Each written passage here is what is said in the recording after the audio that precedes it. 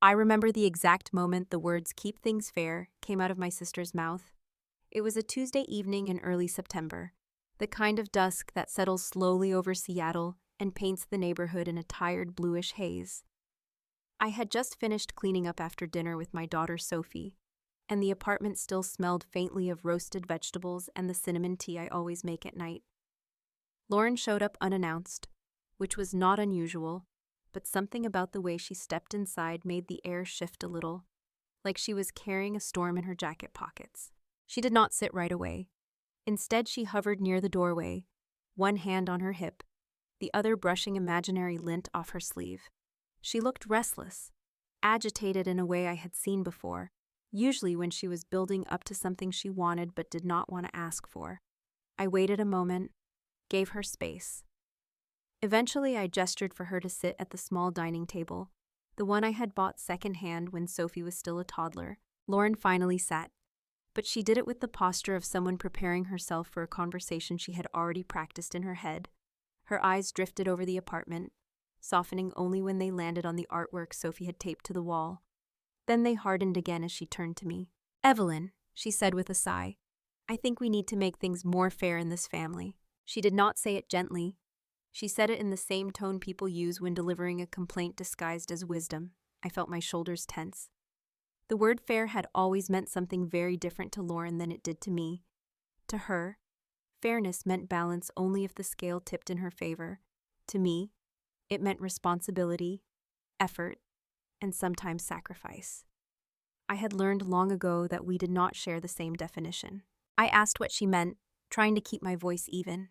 She folded her hands on the table as if preparing a business proposal. "It just feels like you hold all the control. You make the decisions. You always seem to have the final say in family matters. I mean, even with the money stuff. I feel like I am always the one begging for help. It is embarrassing. I think things should be fairer from now on." My breath caught for a second. The money stuff. The phrase lifted something sharp inside me. I stayed calm, but the memories came in a quiet rush, like a familiar ache. Last year, when Lauren's job at the decor boutique cut her hours down to almost nothing, I had stepped in. She had been behind on rent, struggling to keep her place near Capitol Hill. I helped because she was my sister and because our parents were getting older and could not shoulder unexpected burdens. It was never a question for me. I helped because that was what family did, and I helped quietly. I did not broadcast how many months of rental assistance I covered, or how many late fees I negotiated on her behalf, or how many nights Sophie and I cut back on extras, so there would be enough left to send Lauren what she needed. It was not charity to me. It was loyalty. It was duty. It was love. I reminded her gently of this, not to shame her, but to anchor the conversation. Lauren's expression didn't soften. If anything, it sharpened. "That is exactly it," she said. "You hold that over me. You give, and then you get to be the one who decides what is right for everyone. I just want things balanced, fair. Hold it over her." The word slid into me like a splinter. I had never once used her debt or her struggles against her. If anything, I had bent myself into knots to make sure she did not feel humiliated by needing help. But Lauren was not talking about facts. She was talking about perception, or rather the perception she wanted to craft. I leaned back, letting her see that I was listening, even though my pulse had begun a slow, steady throb at the base of my neck. Lauren continued, her fingers tapping against the edge of the table. "Growing up, you always got to be the one Mom and Dad trusted. You were the reliable one, the organized one, the one who got the good grades, and I just feel like it has never evened out. I want it to even out now, that is all." I almost smiled, not because it was funny, but because of how familiar the refrain was. I had heard versions of that speech throughout our childhood. If I studied hard, it made her feel overshadowed. If I worked part-time in high school, she said it made her look lazy. If I cleaned the house because our mother was tired, Lauren accused me of trying to win points. Our mother often soothed her by saying families had to be fair, which in practice meant I had to be smaller so Lauren could feel bigger. I had grown out of that dynamic. Lauren, apparently, had not. I asked her again what she wanted. She hesitated this time, then shrugged as if she had not expected to be pressed for specifics. "Just fairness, more fairness." The second repetition did something strange to the air. as if the room took a breath with me and held it. I studied her face carefully, the way her jaw clenched, the way her eyes flicked around the apartment, lingering on anything that might confirm some narrative she had built in her head. She did not look like someone seeking a healthier relationship. She looked like someone preparing a case. I wondered then if this conversation was less about what she wanted from me and more about what she wanted from other people. She had always been good at shaping stories, especially ones in which she was misunderstood and I was the obstacle. It was a habit she developed young and refined as an adult. Drama was her currency. Sympathy was her oxygen. I asked if something had happened to upset her recently. She said no, nothing specific. I mentioned the rent help again, not accusingly, but as part of the context. She waved it off like it had been a mild inconvenience for both of us, instead of a months-long financial strain on one side. That is different, she said. I needed help.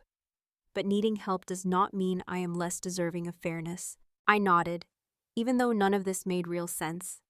It felt like walking on a floor that looked solid but shifted underfoot. Something bigger was coming. I could feel it in the way Lauren avoided my eyes, in the restless movements of her hands, in the faint tremor of defensiveness hiding behind each word she chose too carefully. Outside, a bus rumbled down the street and headlights cut briefly across the window. Sophie laughed quietly in her room, probably drawing or creating some elaborate cardboard project. The sound reminded me how much I wanted peace in my home, stability, predictability, and how often Lauren had disrupted it without ever seeing the ripples she caused. Lauren stood finally, smoothing her jacket.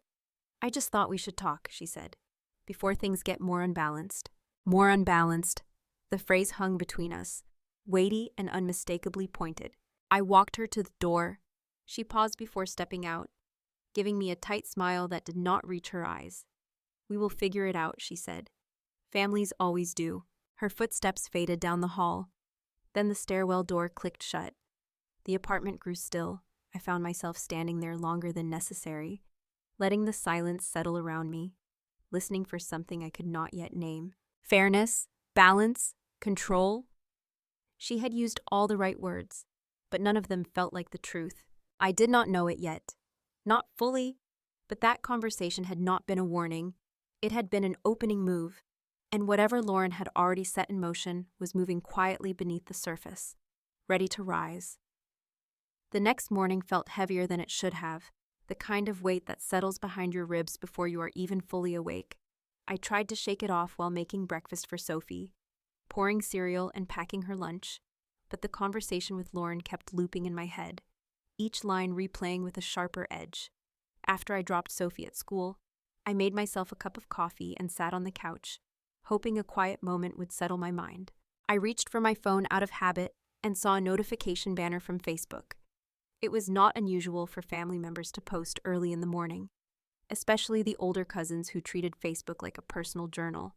Still, something about this alert made my stomach tighten. It included a preview that did not make sense at first glance. I tapped the notification, but the page that opened said the post was no longer available. Removed or made private, according to the little gray message. The preview, though, had lingered in the corner of my screen just long enough for me to catch a few lines before it vanished. They were about fairness in the family, about someone always controlling the decisions, about someone refusing to share responsibility. The wording was too familiar, too pointed, and too close to what Lauren had said the night before for it to be a coincidence.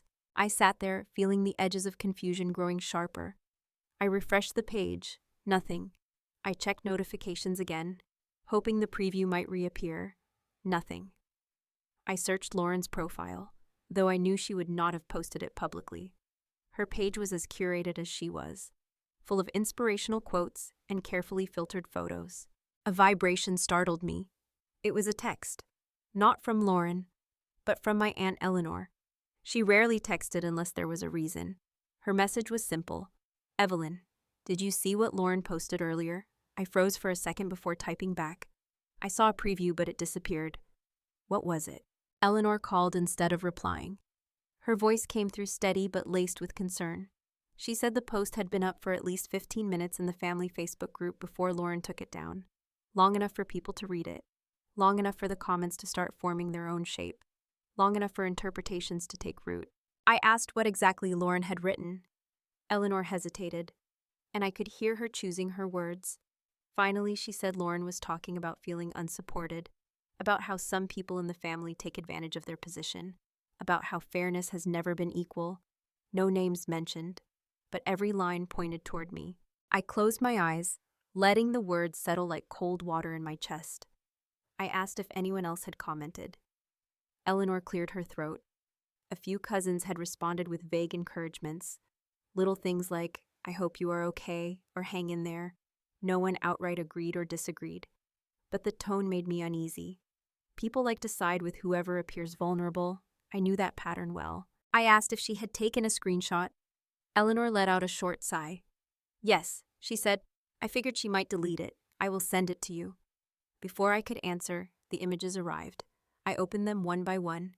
They were crisp enough to read every word clearly. Lauren had written about feeling overshadowed her whole life, about someone in the family controlling the narrative, about being expected to stay quiet while others decided what was best.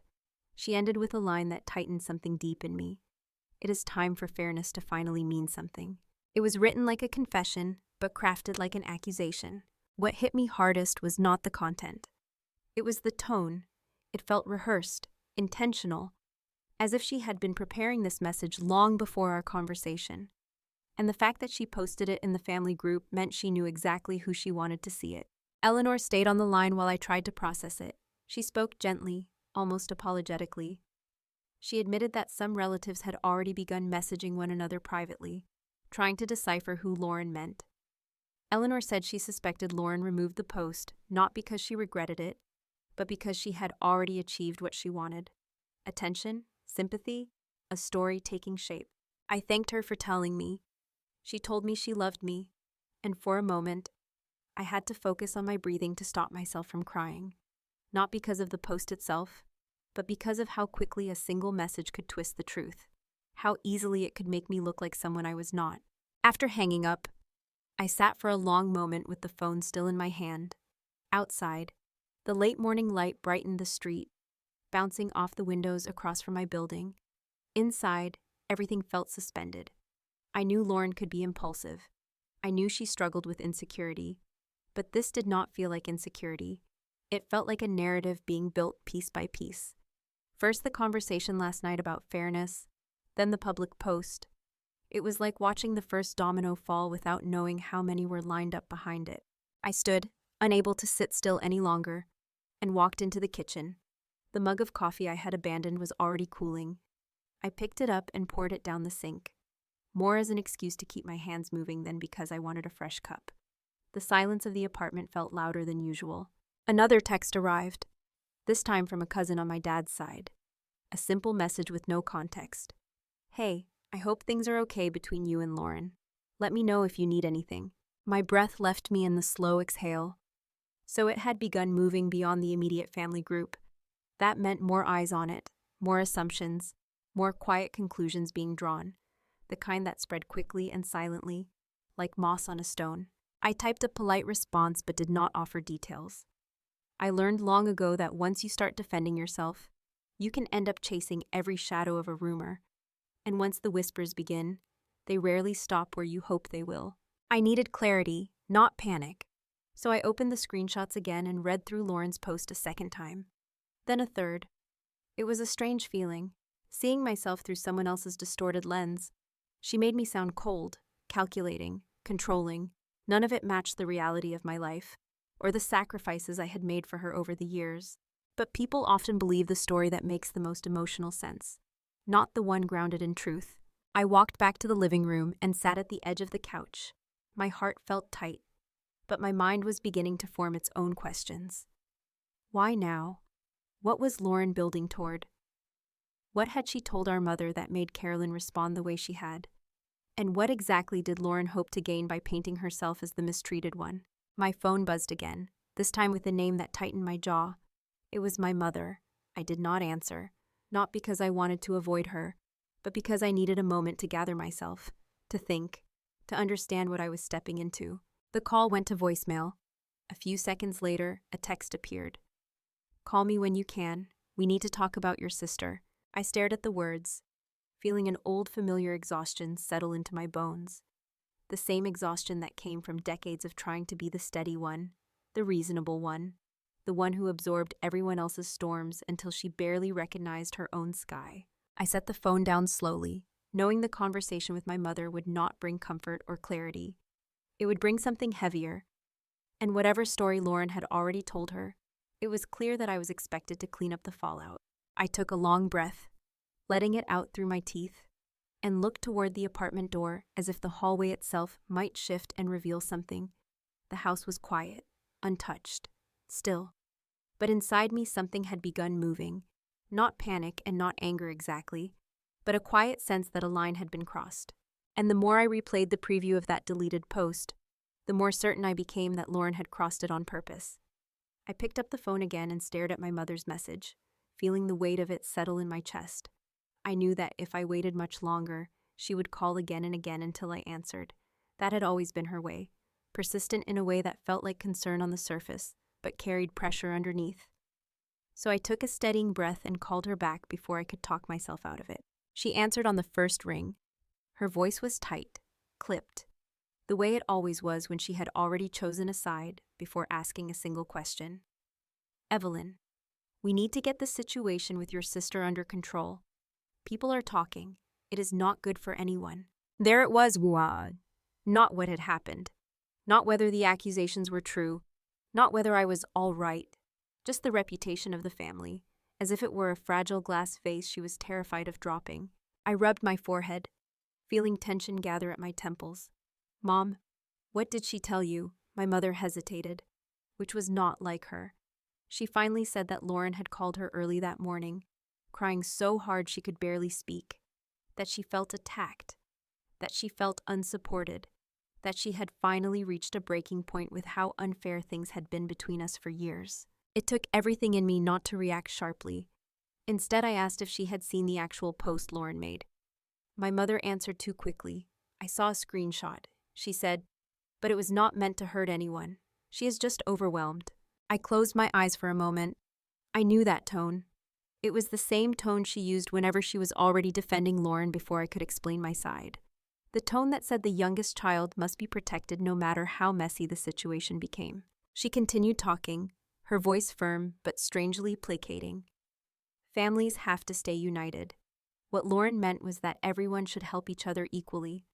And sometimes you hold too much responsibility and too much control, and that can feel intimidating to other people. I felt something inside me falter, then sharpen. Intimidating. Control. Those were not her words. They were Lauren's. I could hear the echo of Lauren's post in every sentence, as if Mom had absorbed it whole and decided it must be the truth simply because it came wrapped in tears. I asked her directly what she meant by control. She deflected, saying that some issues go back years and that Lauren just wants things to be fair.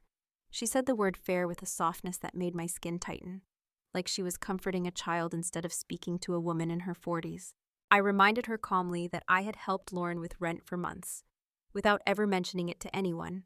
I reminded her that I had stepped in so she would not be evicted last winter when her hours were cut and she fell behind. There was a long pause on the line, the kind that felt less like reflection and more like preparation for a dismissal. Well, that was different, she said. She needed help. But helping her does not mean you should expect gratitude in return. Sometimes helping creates tension. You know Lauren is sensitive about those things. I felt the floor beneath me shift a little, not physically, but in the way old childhood patterns sometimes reappear without warning. I remembered being 12 years old and giving up a weekend with my friends because Lauren felt left out. I remembered being 17 and staying home from a school trip because Mom said it would not be fair for Lauren not to go too. I remembered being 22 and helping Lauren with her student loans because she had spent her money on something impulsive and cried for days afterward. Fairness, in my childhood home, had always meant I needed to shrink so Lauren could feel tall. I asked my mother if she had encouraged Lauren to post what she did. There was another pause. She finally said she told Lauren that if she had feelings she needed to express, maybe sharing them would help her feel heard. That she should not hide her pain. That people cannot support you if they do not know what you are going through. My heart sank. Mom, you knew that post would hurt me. You knew people would think she was talking about me, and you let her write it anyway. She answered with something that made me grip the phone tighter. Evelyn, sometimes you come off stronger than you realize. You can intimidate people without meaning to. I think this is just a misunderstanding. Lauren would not attack you. Families just need to communicate better. There it was, blame without saying the word. Responsibility shifted subtly, placed on my shoulders as neatly as a coat I had worn since childhood. My mother always framed things this way, as if Lauren's choices were reactions to invisible pressures I created simply by being myself. I told her calmly that Lauren had deleted the post only after it spread far enough to stir questions among the relatives, that she had crafted it carefully, that it was not an impulsive cry for help. My mother sighed loudly through the line, the sound full of frustration rather than concern.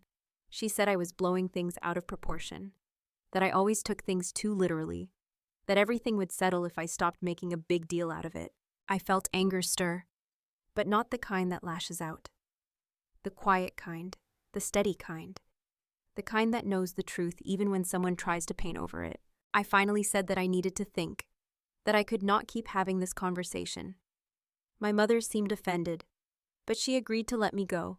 Before she hung up, she added one last thing. Try to be understanding with your sister. She is hurting, and it is not easy for her to speak up about these things. When the call ended, the silence in my living room felt colder than it had earlier. Not empty, but charged with an old ache I thought I had outgrown. I stood there for a long moment, phone still in my hand, trying to breathe through the tightness in my chest. It occurred to me then that my mother was not just reacting to one social media post. She was reacting to a story Lauren had been telling her long before that morning. A story where I was the strong one, the capable one, the one who should always give a little more. And Lauren was the vulnerable one who needed understanding even when she hurt others. I finally moved toward the kitchen, needing something to do, something physical to anchor myself. I filled a glass with water and leaned against the counter. The apartment was quiet except for the hum of the refrigerator and the distant sound of a car passing on the street below. I replayed the conversation again in my mind, tracing each sentence, each implication. The more I thought about it, the more I saw a pattern forming, one that stretched far beyond a deleted Facebook post. Lauren had not simply written something emotional in a moment of weakness. She had begun shaping a narrative, and my mother had accepted it without question. I knew then that this was no misunderstanding. It was the start of something intentional, something coordinated. And if I wanted to protect myself and protect Sophie, I needed to understand exactly how far Lauren was willing to go. I set the glass down slowly and let the quiet settle again, feeling the shape of the coming confrontation begin to take form in the back of my mind. The next day at work, I felt myself moving through the halls in a fog, greeting people automatically, smiling without really feeling anything land inside me. Seattle Community Skills Center had always been a place where I could steady myself. The rhythm of the day, the students, the quiet clicking of keyboards in the offices, all of it usually grounded me, but that morning something felt off. I kept checking my phone even when I had no reason to. I kept glancing toward the door of my office like something was waiting to catch up to me. Around mid-morning, my email chimed with a meeting request from Tracy Nguyen, our HR director. She was professional and kind, the sort of person who handled uncomfortable conversations with a gentleness that did not disguise their seriousness. Still, seeing her name made a tight knot form in my stomach. Her message asked if I could come by her office within the hour. No explanation, no details, just a time. I closed my laptop slowly and tried to breathe through the uneasy churn inside me. I reminded myself that I had done nothing wrong. But the thing about accusations, even vague ones, is that they can cling to you like damp fabric, threatening to shape how others see you before you have a chance to speak for yourself. When I walked into Tracy's office, she looked up with a soft but measured expression. She motioned for me to sit. The blinds were slightly tilted, letting in soft strips of morning light that made her desk look brighter than usual. "Thank you for coming," she said gently. "I wanted to talk to you about something that came to my attention this morning." My pulse picked up. I forced myself to nod, to stay steady. She folded her hands and studied me not with suspicion, but with concern. "I received a message earlier from one of the community partners, a parent whose child attends our off-site program. She said she saw a post circulating in a family group online that mentioned you. It was vague but painted you in a difficult light.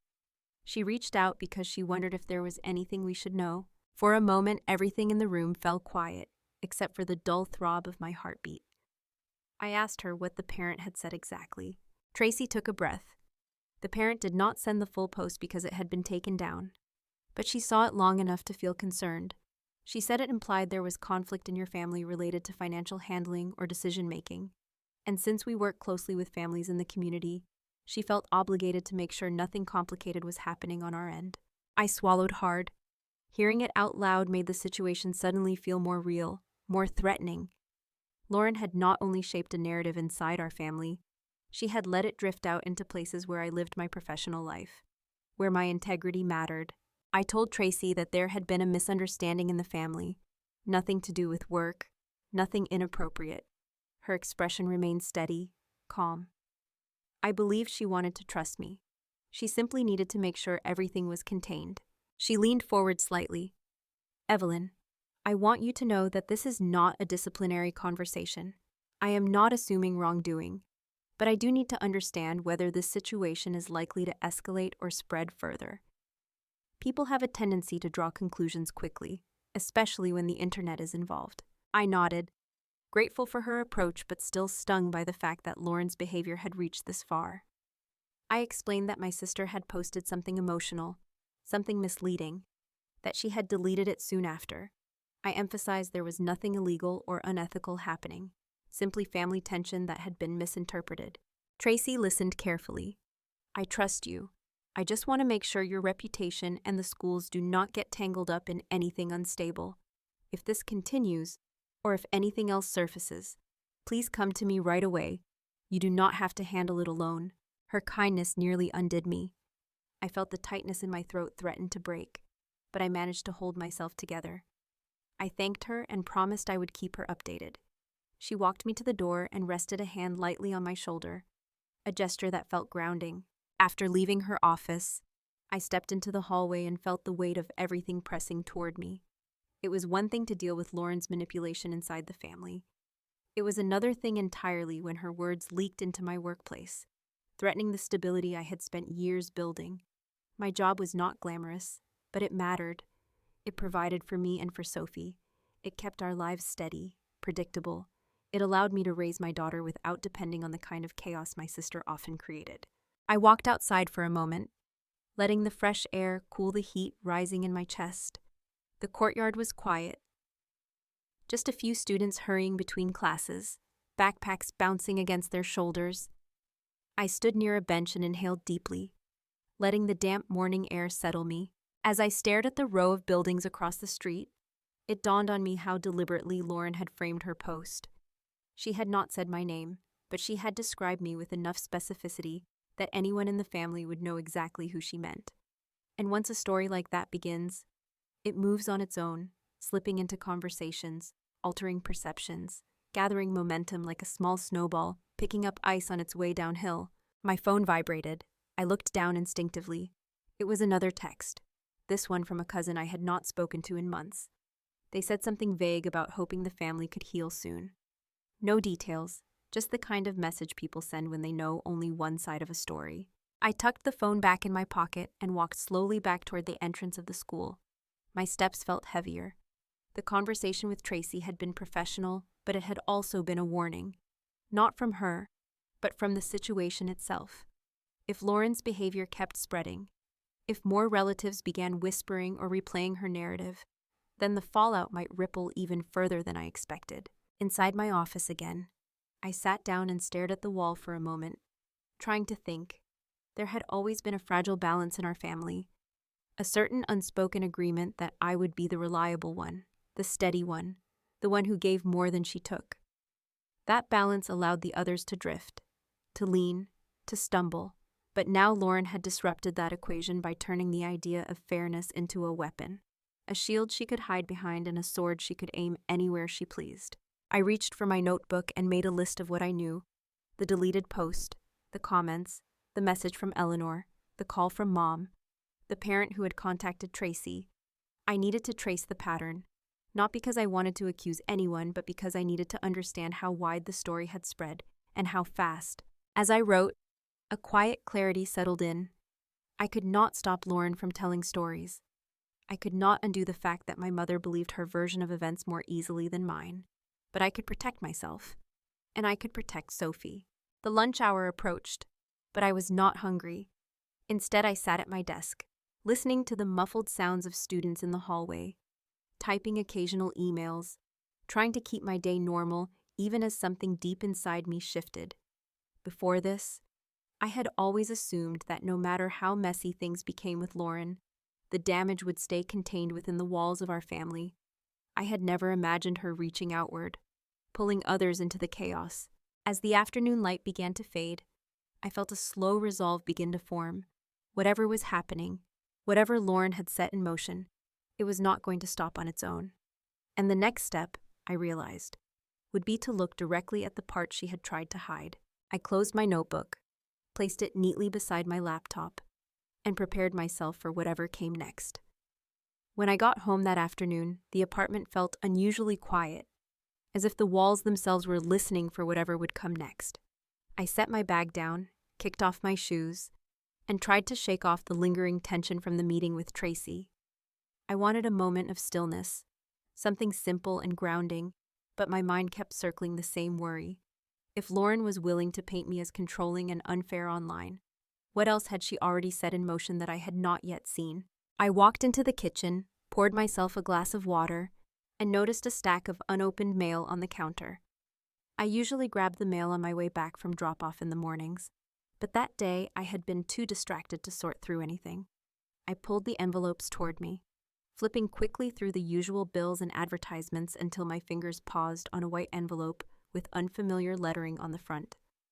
The return address said, Ramirez Property Management. A cold ripple moved through me. I opened it carefully, slipping out a printed notice that had a sternness even before I read the first line.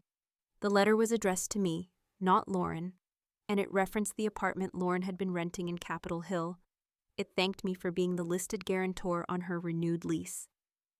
I stared at the words, letting them settle into their full meaning. I had never agreed to be her guarantor. I had never signed a thing. I reread the letter twice just to be sure. The document went on to request confirmation regarding the overdue balance on the unit and asked whether I intended to resolve the amount so that eviction proceedings could be avoided. Eviction proceedings.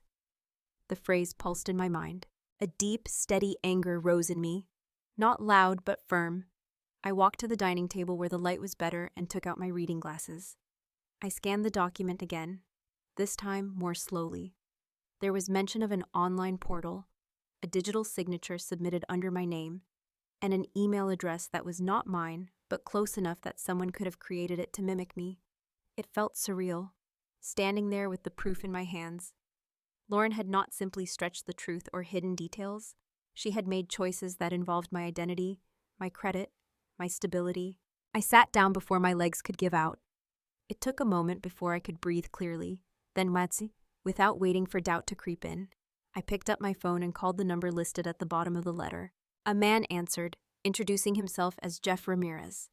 His voice was polite but brisk, clearly accustomed to dealing with stressful tenants and panicked guarantors. I told him my name and that I had received a notice about being responsible for a lease I had never signed. He paused, then said he had seen my information on file and believed everything had already been verified. I told him I never authorized anything and had never signed digitally or otherwise. There was another pause, this one longer. He cleared his throat and said in a more careful tone that he would need to look into the matter immediately. He asked if I could come by the office the next morning so he could show me the file. My voice steadied as I answered, "Yes, I will be there." After hanging up, I sat in silence. My heartbeat was still elevated, but my mind had sharpened. This was no longer about a Facebook post or a family misunderstanding. This was about someone using my identity to secure housing and shifting financial consequences onto me without my knowledge. I reached for my notebook and began writing down everything as clearly as I could. The date on the lease document, the overdue amount listed, the suspicious email address, the meeting scheduled with Jeff. It felt grounding to place the pieces in order, to reclaim some measure of clarity in a situation designed to create confusion. While writing, I remembered a moment last winter when Lauren had come over crying about potentially losing her apartment. She told me she only needed a little temporary help until her hours at the decor shop picked up again. She had sat at my table, using my Wi-Fi, filling out forms online. She had sighed loudly, saying she was exhausted and did not want to redo the paperwork. At the time, I thought nothing of it. Now the memory replayed with new meaning. It was possible she had used my presence, my computer, my logged-in information to slide her name into places it did not belong. I leaned back in my chair, letting the thoughts settle. Lauren had always moved through life with a flexible view of boundaries. She borrowed things without asking, made plans assuming I would fill in the gaps, and rarely recognized the work that went into keeping her afloat. But forging or fabricating a signature, even digitally, was something different. It required intent. It required planning. The anger that rose in me now was quieter than before. Not hot, not explosive. A low, steady burn that felt strangely clarifying. The sun had begun to set, casting a long streak of fading light across the living room. I knew I needed to talk to someone who could be calm and steady.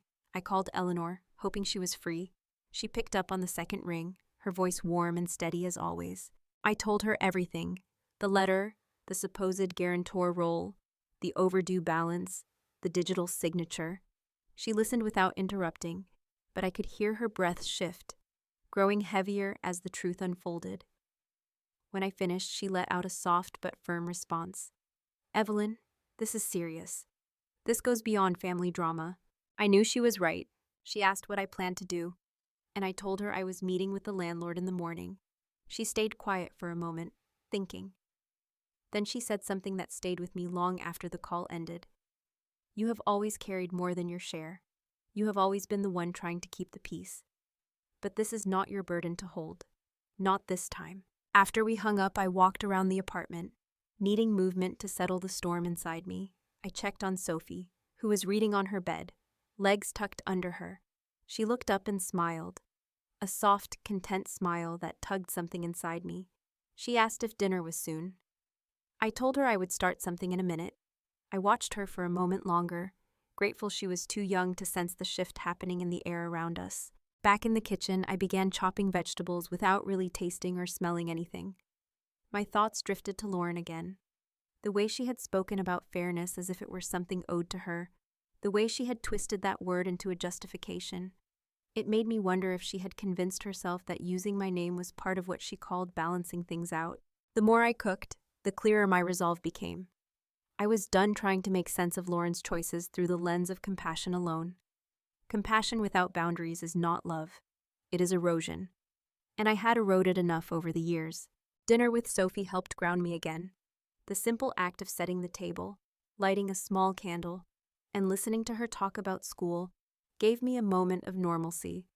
But even as I listened, part of me stayed focused on what tomorrow would bring. The landlord would show me the file. There would be clear evidence, one way or another, of what Lauren had done. When I finally tucked Sophie into bed and turned off her light, I walked back to the kitchen and looked at the letter again. My name in bold print. My name used where it never should have been. I felt a calm determination settle over me. I placed the letter in my bag for the meeting the next morning, then sat for a quiet moment at the dining table, letting the weight of the day ease slightly. Something was shifting inside me, a turning point long overdue. And as the apartment grew silent again, I understood with absolute clarity that whatever came next would reshape the balance Lauren had taken for granted for far too long. The morning came colder than I expected, a thin layer of mist clinging to the edges of the street outside my building. I woke before my alarm, my mind already bracing for whatever I would learn at the landlord's office. By the time I dropped Sophie at school and drove across Capitol Hill, the mist had burned off, but the heaviness in my chest had not. I parked the car and sat there for a moment, hands still on the steering wheel, gathering the resolve I knew I would need. Inside the small property management office, a soft bell rang as I pushed the door open. The place smelled faintly of old carpet and lemon cleaning spray. A woman at the front desk nodded politely before disappearing into the back to get Jeff Ramirez. When he stepped out, he looked exactly as he had sounded on the phone. Direct, busy, but not unkind. He greeted me with a firm handshake and motioned toward a small conference table near the window. I sat down while he pulled up a digital file on his laptop. He turned the screen toward me, the bright light reflecting against the polished table. I saw the lease first. My name printed clearly under guarantor, my address, my phone number, everything accurate except for the part where I had never provided any of it. My stomach tightened. Jeff clicked on the digital signature page. At the bottom of the form was a scribble meant to resemble my name. It was close enough that someone unfamiliar might assume it was legitimate, but I knew instantly it was not mine. The slope of the letters was wrong, the tail of the Y too curved, the spacing slightly off. I pointed at it. I did not sign this. Jeff nodded. I suspected as much after talking to you yesterday. I asked him how such a signature could have been accepted. He explained that the software allowed tenants to upload a scanned signature if they could not sign on a touchpad, and that he had no reason at the time to suspect anything unusual. It was not uncommon, he said, for a family member to step in as guarantor. The words stung. I had stepped in for Lauren too many times before, but this time she had taken my choice away. He showed me the email used for the submission. It was not mine, but close enough to mimic it at a glance. A single extra letter, a slight rearrangement. It chilled me to see how easy it had been to fabricate. Jeff looked at me with sympathetic firmness. I will mark this as disputed. I will need you to sign a statement confirming you did not authorize any of this. We will investigate the file and speak with the tenant. In the meantime, the unpaid balance is still her responsibility, not yours. Relief and anger warred inside me. I thanked him. He handed me a printed packet to sign. As I wrote my real signature on the dispute form, I felt a strange sensation, like reclaiming something Lauren had tried to take. When I left the office, the cold morning air hit me with a clarity I had not felt in days. I sat in my car for a moment, staring at the signed papers beside me. I should have felt victorious, or vindicated, but what settled inside me was something quieter and heavier. Lauren had crossed a line that could not be ignored or explained away, and what frightened me more was the thought that she had done it believing she could get away with it, believing that I would eventually cover the mess she created as I always had. On the drive home, I called Eleanor. She picked up quickly, her voice warm as always. I told her everything I had learned. She listened without interrupting, but I could hear the tension in her breath as I described the forged signature and the fake email. When I finished, she let out a soft exhale. I am so sorry, Evelyn. That is not a misunderstanding. That is deliberate. I agreed. Then I asked if she still had the screenshots of Lauren's deleted post. She said she did and asked if I wanted her to send them. I told her yes, and seconds later they appeared on my phone. I pulled into my driveway, parked, and sat there reading each one again. There were details I had not fully absorbed the first time. Lines written with a kind of rehearsed vulnerability, hints that she had been mistreated, that she had been denied opportunities, that someone in the family had made her life harder, and then the part that struck me hardest, a comment from my mother beneath the post. Sometimes people forget what fairness really means. Maybe this is the only way to open their eyes. I stared at the words until my vision blurred. My mother had not simply seen the post. She had encouraged it. She had added her own quiet accusation, validating Lauren's narrative in front of every relative who saw it. I called Eleanor back. When she answered, I asked how many people had commented or reacted before the post was taken down. She told me quite a few. Enough that the story had already begun to take shape without Lauren needing to leave the post up for long. She explained that several relatives had messaged her privately, asking whether I had done something to push Lauren into speaking out. Eleanor told them she did not believe that, but she could tell they were already leaning toward Lauren's side. I thanked her again and told her how much I appreciated her honesty. Before hanging up, she said something in a low, thoughtful tone. This is not random, Evelyn. It feels coordinated, like she has been laying groundwork. The words settled uncomfortably inside me. Back in the apartment, I placed the landlord papers on the table and sat down slowly. Everything felt different now, not because the truth had changed, but because I had finally seen the full shape of what was happening. Lauren had not simply lied. She had not simply exaggerated. She had built a narrative with intention. The deleted post, the timing of her conversation with me, the false signature, the manipulation of our mother, all of it pointed toward the same thing. She wanted to cast herself as the wronged sister, and she wanted me to carry the blame. As I sat there, my phone vibrated again. It was a message from her. No greeting, just a question. Did you talk to Mom yet? I stared at the words. My hands tightened. I put the phone down instead of answering. I needed a moment. I needed to breathe before reacting. I stood and walked to the window, looking out at the street below. The sky had darkened with the first signs of rain, the kind of Seattle drizzle that could last for hours. I watched a couple walk past, bundled in jackets, their heads bent together. Normal life continued around me, even while mine felt like it was shifting under my feet. I heard my phone vibrate again, another message from Lauren. We should talk. It would be better for everyone if we got on the same page. The same page. The phrase sent a chill through me. She did not want the truth. She wanted alignment, compliance, silence. She wanted me to participate in the version of events she had constructed. I walked away from the phone and went to the kitchen sink, letting the cold water run over my hands. The sensation steadied me. I knew now that the next steps would not be simple or easy.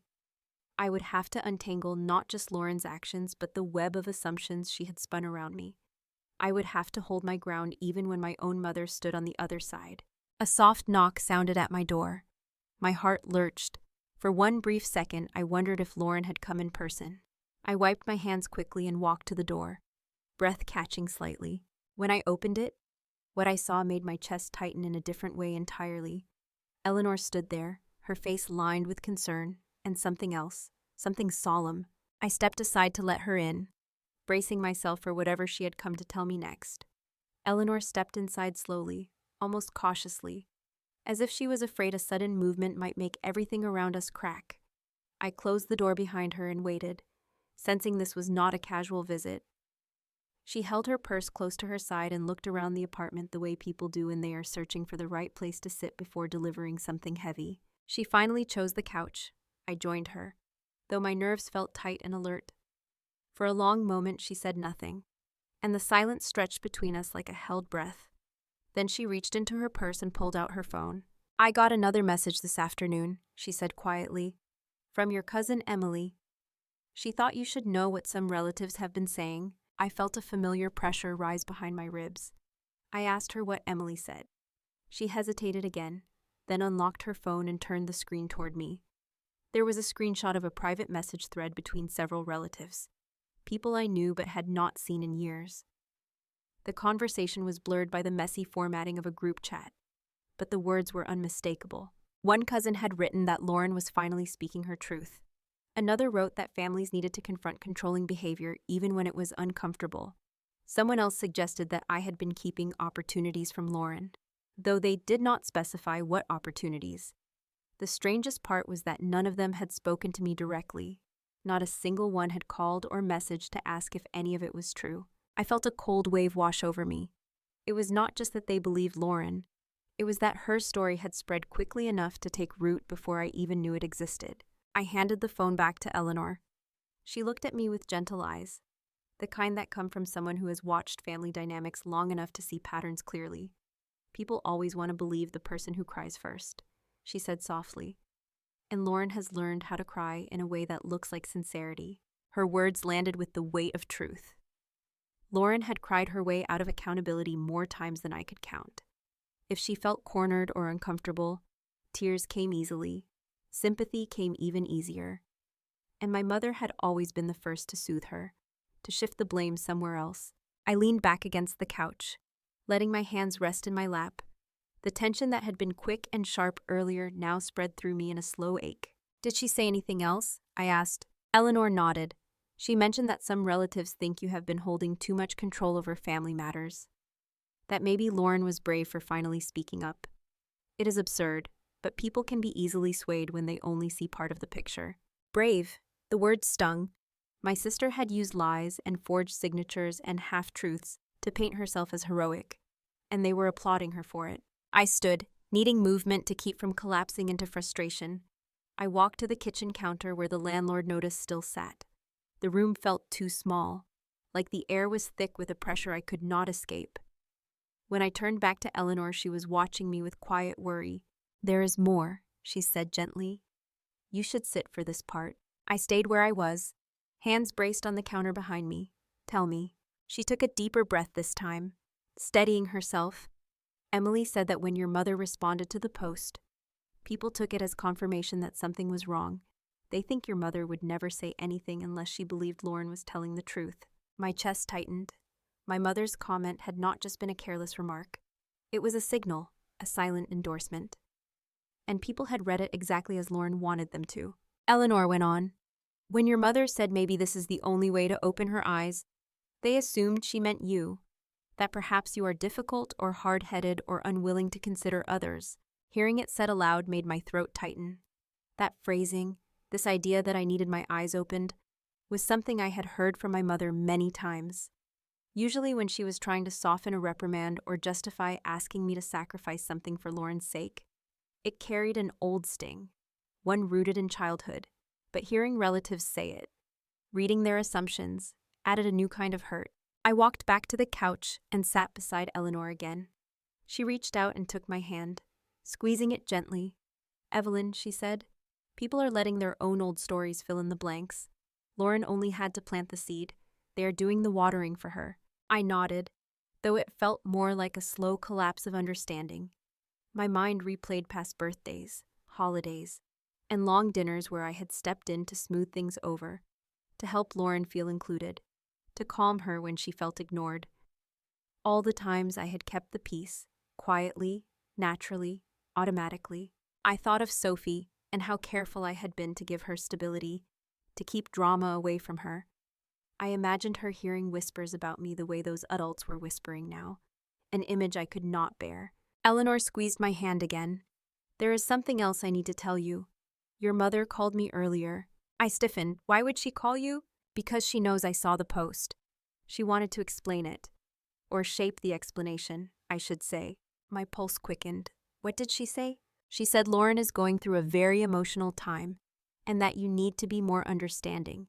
She said you can be difficult when you get upset, and she does not want the family to turn this into a bigger issue than it needs to be. She asked me to talk to you about lowering the tension. I felt as though someone had reached inside me and taken the air out of my lungs. Difficult when upset. That was a classic phrase of my mother's, one she used when she wanted to place responsibility back on me without claiming she had done so. It was always my tone, my reaction, my sensitivity, never the original action that harmed me. I sat very still. A quiet sadness drifted through me, mixing with something firmer, stronger, a recognition that the people I had always tried to support had built a story where I was the problem. Eleanor looked at me carefully. I did not agree with her. I told her she needed to consider that Lauren is not always truthful. She did not like hearing it. I let out a slow breath, trying to release some of the weight pressing against my ribs.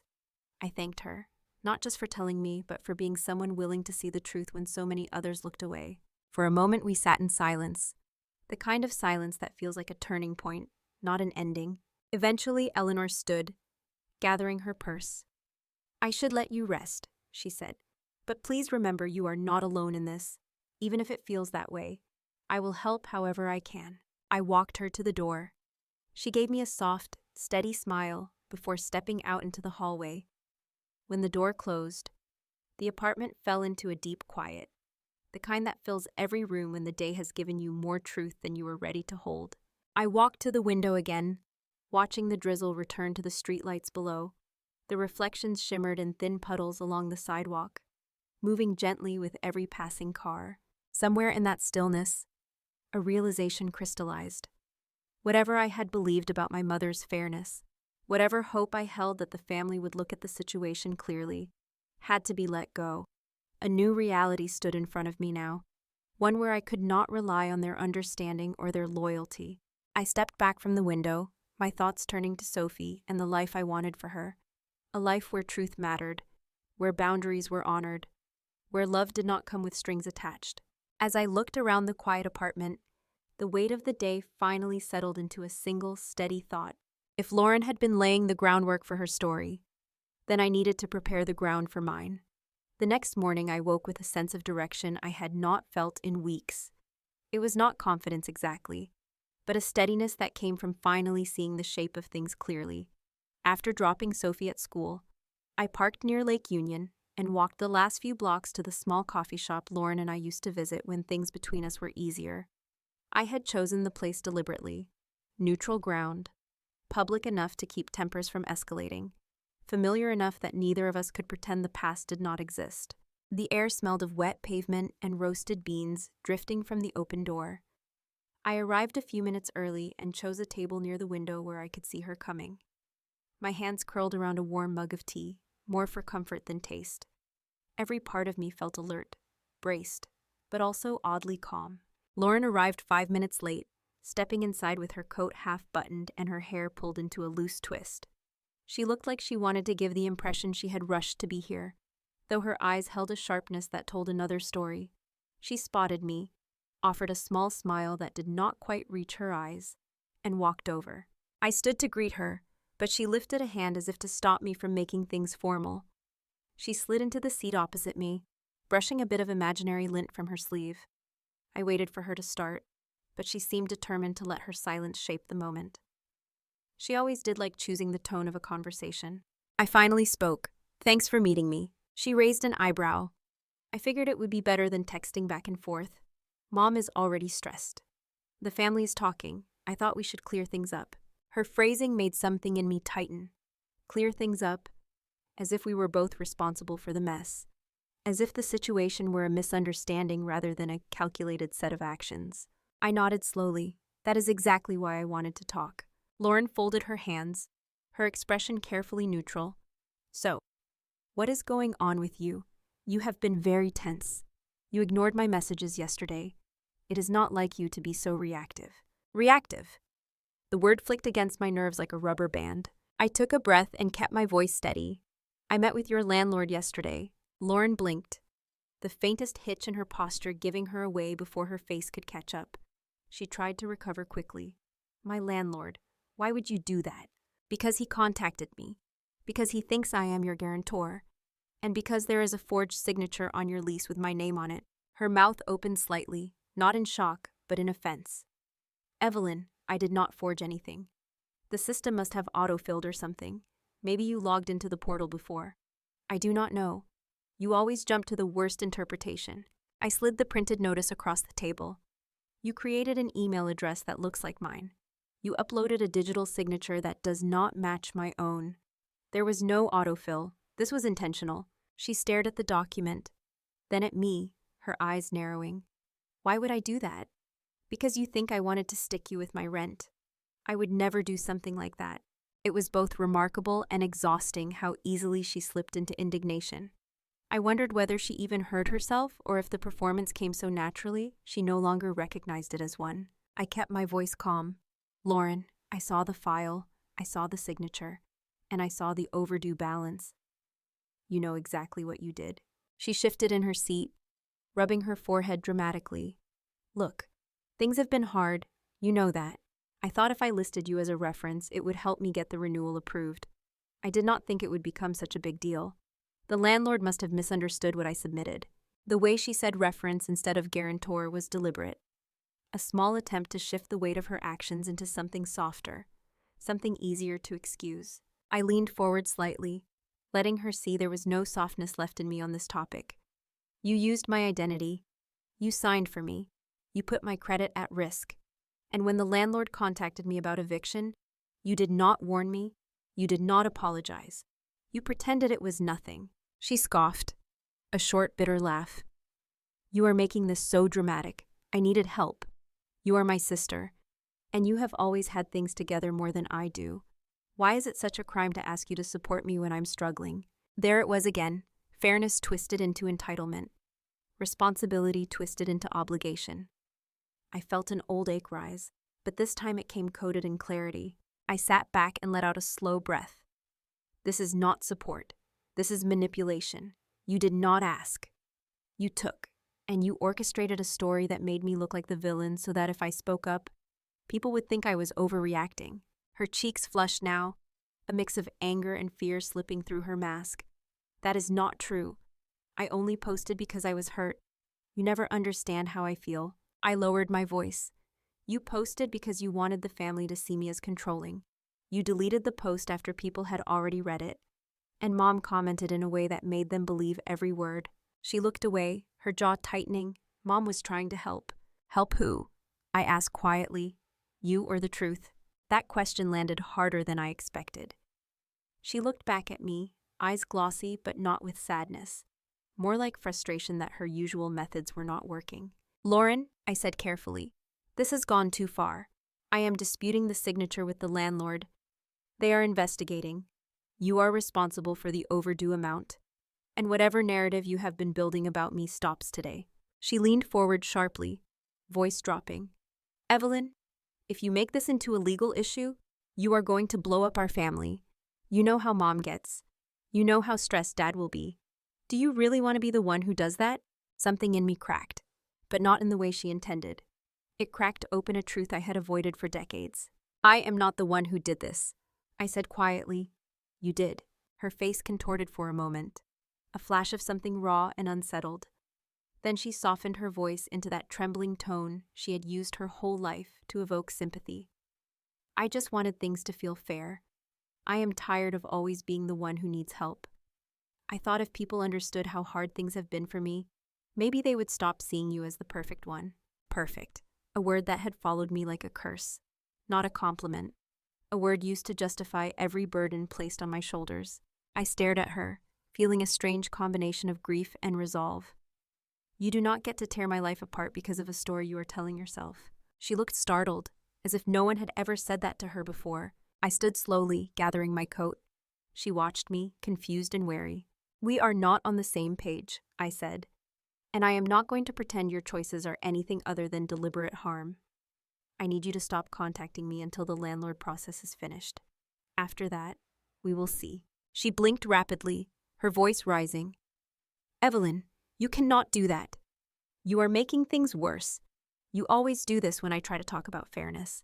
I paused, studying her. Then I said something that came out quieter than I expected. "And you always do this when you want to avoid accountability." Her face tightened, lips trembling in a way that used to weaken me. But I felt nothing this time, no guilt, no pull to soothe her. I stepped away from the table. For a long moment, Lauren did not move. Then she called after me in a voice half pleading, half angry.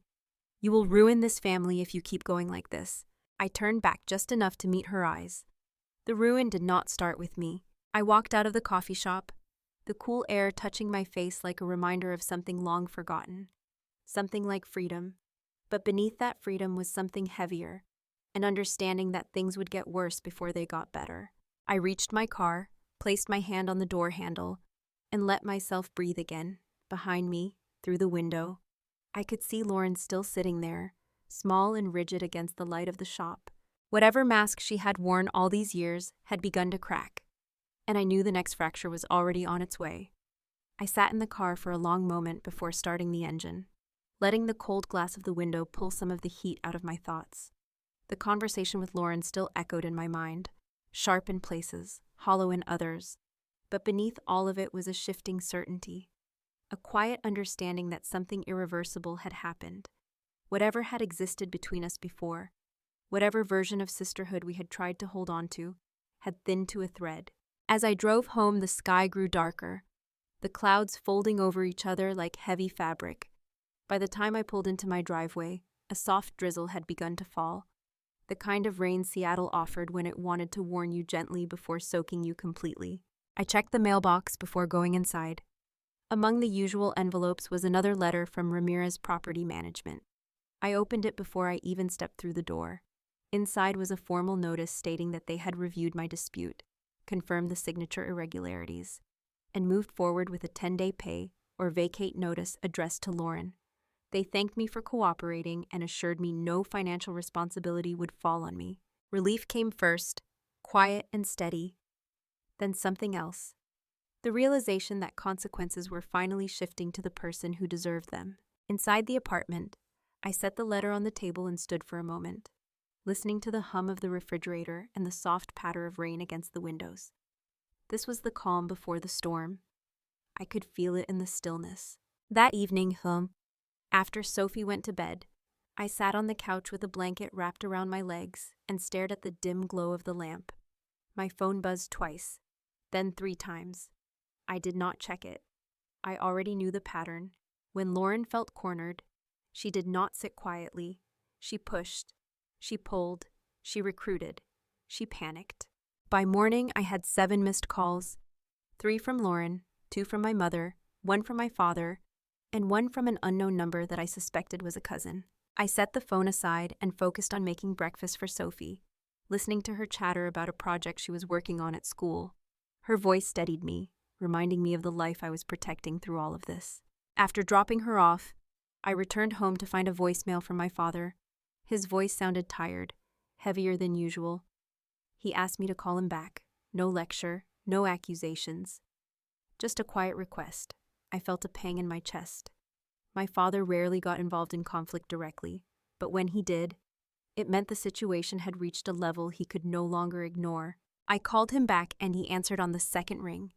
He spoke gently. He said he had talked to Lauren earlier that morning.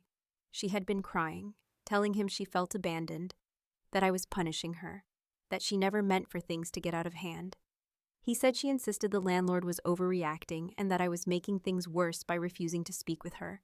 I closed my eyes, letting the familiar ache settle. "Dad," I said quietly. "She forged a signature.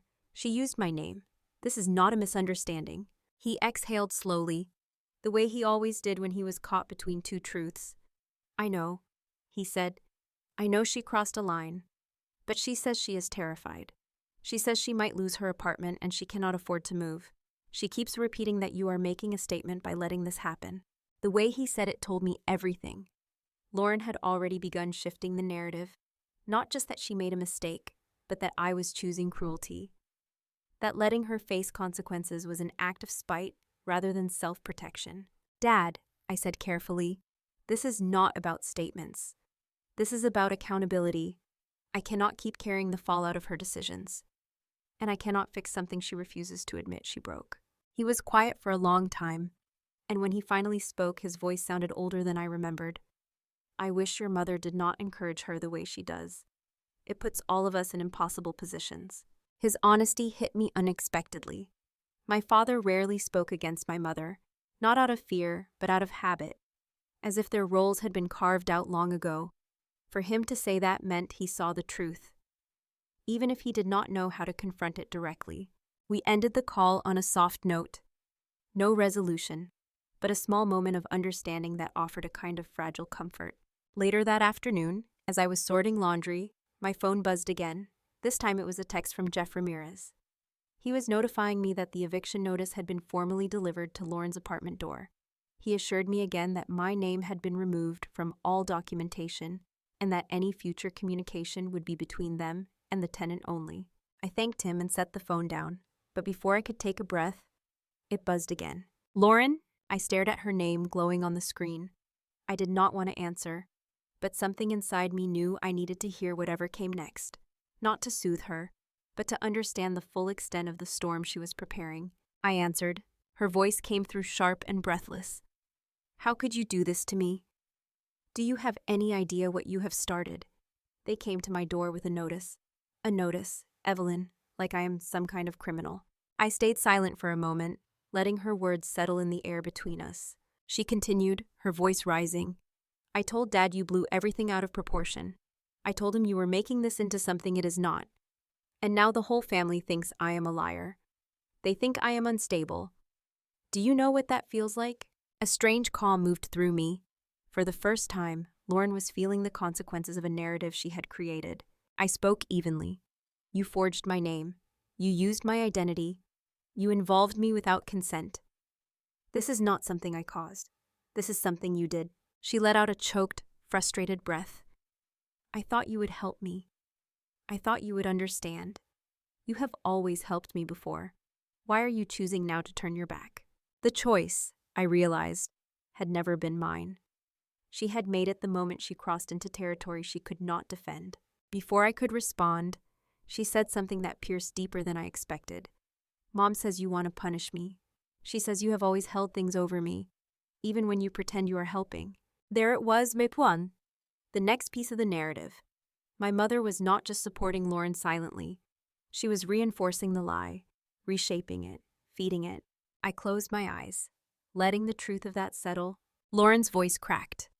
"I am losing everything, and it will be your fault when it happens." I felt a quiet, unexpected grief rise in me. Not for her situation, but for the years I had spent believing that love alone could fix what was broken in our dynamic. I spoke softly, not out of tenderness, but out of clarity. The only person responsible for what is happening is you. There was a long pause, a breath, a sound that might have been anger or despair. Then the call ended. I lowered the phone and let the silence settle around me again. The room felt still, almost too still, like the air had paused to wait for what would come next. And somewhere deep inside that stillness, I sensed that the storm had not yet reached its full force. The quiet after the call felt thick, almost distorted, as if the apartment itself was holding its breath. I set the phone down slowly and walked to the window, watching the thin rain streak down the glass. It blurred the streetlights below, turning them into soft pools of color. For the first time in a long while, I felt completely still inside, not numb, not shaken, just settled in a truth I could finally accept. Lauren had drawn her lines, and I had drawn mine. The days that followed moved with a strange clarity. At work, Tracy pulled me aside one afternoon to let me know she had followed up with the parent who had sent the initial message. She told them that everything had been resolved and that the situation had nothing to do with my role or conduct. Tracy offered a small reassuring smile as she said it. I felt the last bit of tension that had been sitting behind my ribs loosen just slightly. Later that week, a staff meeting wrapped up early, and as I gathered my things, Tracy touched my arm. "I want you to know something," she said gently. "People here respect you, and one noisy story outside these walls is not going to change that."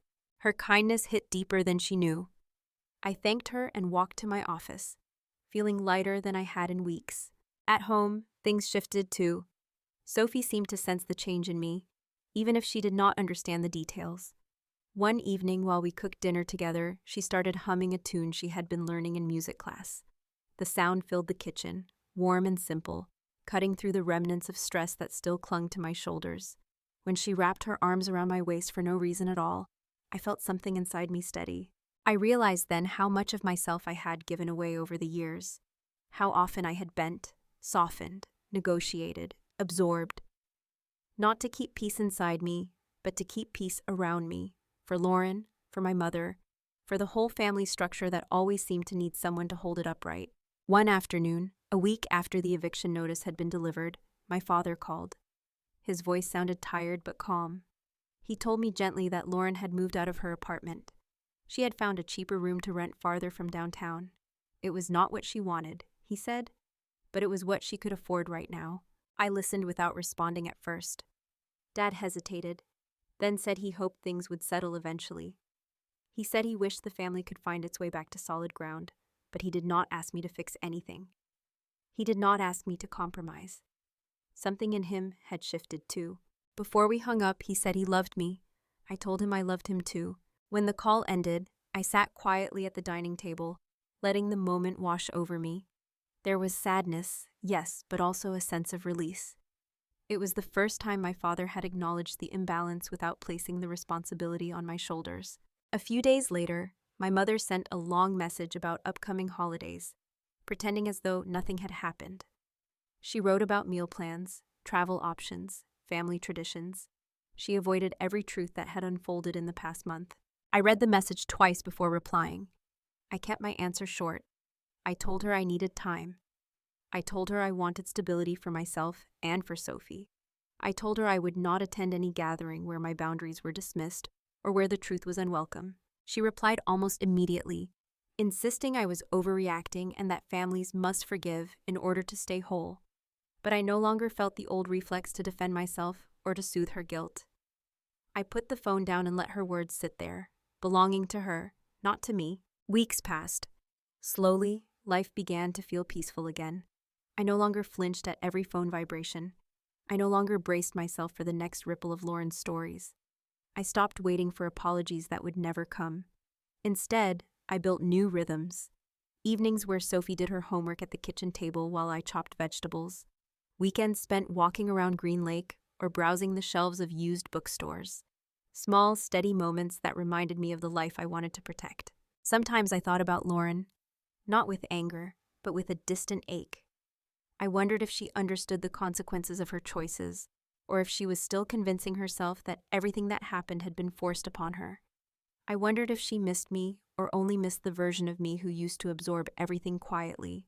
One evening in late spring, as I sat on the couch reading while the last light faded through the window, Sophie curled up beside me and rested her head on my shoulder. She sighed the way children do when they finally feel safe after a long day. I kissed the top of her head and closed my eyes, letting myself feel the fullness of the moment. I had not destroyed anything. I had not broken the family. I had simply stopped breaking myself to hold together the pieces of everyone else's lives. There is a difference, a profound one. The rhythm of truth is quieter than the rhythm of chaos, but it is steadier, kinder, more honest, and I found myself choosing it every day. The last time Lauren tried to reach out, weeks after the eviction, I let the call go to voicemail. It was not from anger or spite. It was from clarity. I listened to the message later. Her voice was softer this time, but not changed. She said she hoped we could talk soon and that she missed how things used to be. She said she felt alone. She said she needed me. I saved the message, not because it meant reconciliation, but because it reminded me of how far I had come. I could care about her pain without sacrificing my peace. I could hold compassion without collapsing. I did not call back, not yet. Not until she could speak with honesty instead of expectation. One early summer morning, as I stood at the kitchen window watching sunlight stretch across the street, I felt something inside me settle for good. A boundary, firm and gentle. A decision not to return to the versions of myself that had carried everyone but myself. I had chosen a new path, not out of anger, but out of self-preservation. And for the first time, the world felt balanced. Not because I had kept things fair in the way Lauren demanded, but because I had finally learned where my responsibility ended and where someone else's began. If you have ever carried more than your share, if you have ever been the steady one while others lean too hard, or if you have ever had to choose peace over pleasing, stay with me, share your stories, your boundaries, your moments of clarity. And if you want more stories that speak to the parts of us we keep quiet, I hope you will stay connected here.